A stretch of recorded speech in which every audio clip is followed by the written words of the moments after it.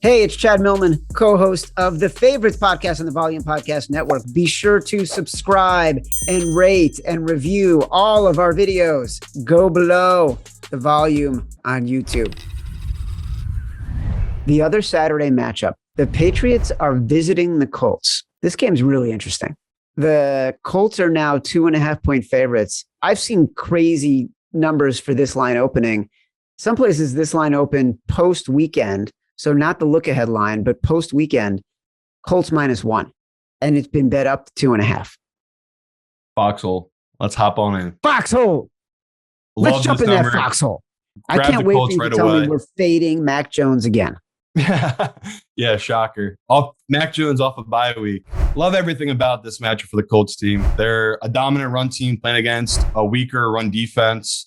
Inside, we've seen it with this Patriots team. They're better outside on the grass. They're not as good inside when you're playing against fast teams. I loved this number when it was at 1. Now it's up to 2.5. Still think you're getting a fair number. Once it hits 3.5, maybe I start looking at the Patriots. But the way the numbers are going right now, the public's coming in heavy on the Patriots.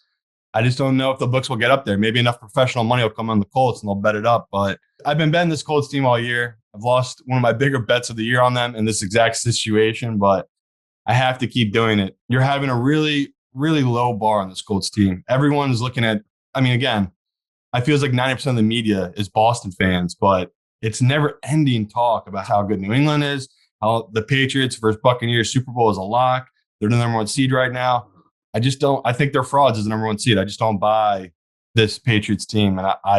And maybe this is the game where I'll start giving them due credit because they didn't earn in that Bills game. They had a drop in the end zone. The Bills should have won that game. This one here is a playoff matchup you can get. This Colts team is a playoff team. To me, they're a top 4 team in the AFC.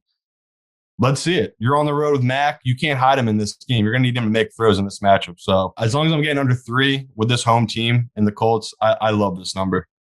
This is the huge pros Joes matchup, or one of a couple that are on the board today. The pros love the Colts here, which is why it moves so quickly from 1 to 2.5.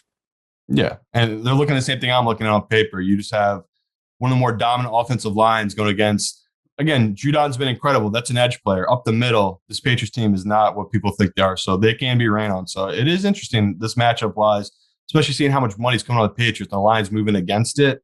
Like you just said, it's a pros versus Joes kind of game. It'll be interesting to see how Carson Wentz ends up losing us this bet. What are the ways Carson Wentz is going to cost us a win in this game? Is it going to be a fumble? Is it going to be taking a sack when they're in field goal range and it puts them out of field goal range to win the game, and instead they have to punt and the Patriots have 4 screen passes that turn into 20 yards each to get into field goal range? Like, the ways in which Carson Wentz is going to fuck this up are myriad and predictable. You're a live bettor now, Chad. You got live betting in your state. So this is what you do. When they're up 21 points, 14 points, like the Colts will be, you take the live money line of New England, and then you're just living the dream. It's a nice position to be in. I don't hedge. Hedging is for fucking losers. I always hedge, and I'm not a loser. Well, we'll talk about that at your review.